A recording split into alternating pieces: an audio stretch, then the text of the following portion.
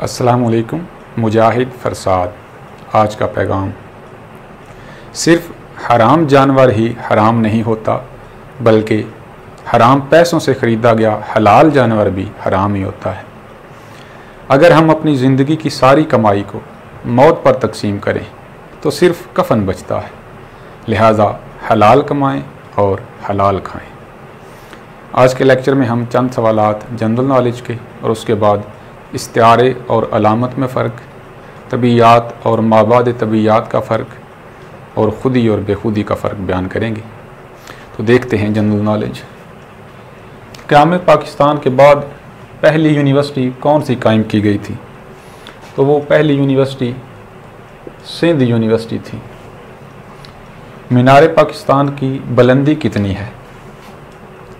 मीनार पाकिस्तान की बुलंदी 196 foot 8 inch है। अल्लामा इकबाल ने मुस्लिम लीग में शमूलियत किस शहर में इख्तियार की थी? तो वो लंदन है। पोटाशियम के हसूल के लिए बेहतरीन फल कौन सा है? केला पोटाशियम के हसूल का बेहतरीन फल है। संतोष कुमार का असल नाम क्या था? संतोष कुमार का असल नाम सैयद मूसा रज़ा था। अब हम देखते हैं इस्तिआरे और अलामत में फ़र्क। जब किसी शख्स या चीज़ को उसके नाम के बजाय किसी और लफ्ज़ से पुकारा जाए तो उसे इस्तिआरा कहते हैं। जैसे मेरे पास फूल आया। अब यहाँ फूल से मुराद कोई ख़ास फ़र्द है, कोई वो ख़ास बच्चा हो सकता है, महबूब हो सकता है। लेकिन जब इस्तिआरा तरक्की करता है तो वो अलामत में तब्दील होता है।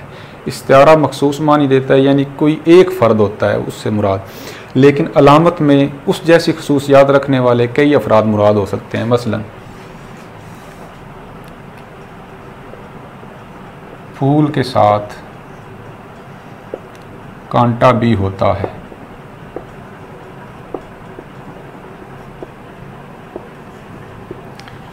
अब यहाँ पर भी फूल मजाजी मानों में इस्तेमाल हुआ है, यहाँ पर भी, लेकिन यहाँ इस्तिआरा है, यहाँ अलामत है। यहाँ इससे मुराद एक फ़र्द है, महबूब हो सकता है, बच्चा हो सकता है, लेकिन यहाँ पर ये अलामत के तौर पर इस्तेमाल हुआ है। यहाँ फूल से मुराद कोई एक फ़र्द नहीं, बल्कि हर वो फ़र्द मुराद है जिसमें फूल जैसी खसूसियात पाई जाती हैं। और इसी तरह कांटा भी अलामत के तौर पर इस्तेमाल हुआ है। इससे मुराद भी हर वो शख्स है जिसमें कांटों जैसी नागवार खसूसियात पाई जाती हैं। तबीयात और माबाद तबीयात का फ़र्क। तबीयात इंग्लिश में फ़िज़िक्स को कहते हैं और माबाद तबीयात मेटाफिज़िक्स को। तबीयात का ताल्लुक़ हवासे खमसा से है, यानी हर वो चीज़ जिसका ताल्लुक़ हवासे खमसा से हो, यानी जिसे हवासे खमसा से देखा जा सके, सुना जा सके, छुआ जा सके, तो वो तबीयात के ज़ुमरे में आती है। जैसे इंसान हैं, जो चीज़ें दूसरी हैं जिनको हम छू सकते हैं, देख सकते हैं। लेकिन मवाद तबीयात का ताल्लुक़ हवासे खमसा से नहीं है, बल्कि ईमान से है, यानी जिसको हम ना देख सकते हैं, ना छू सकते हैं, लेकिन तस्लीम करते हैं। जैसे अल्लाह ताला, फ़रिश्ते, जन्नत, दोज़ख। तो ये तबीयात और मवाद तबीयात का बुनियादी फ़र्क है। खुदी और बेखुदी में फ़र्क है।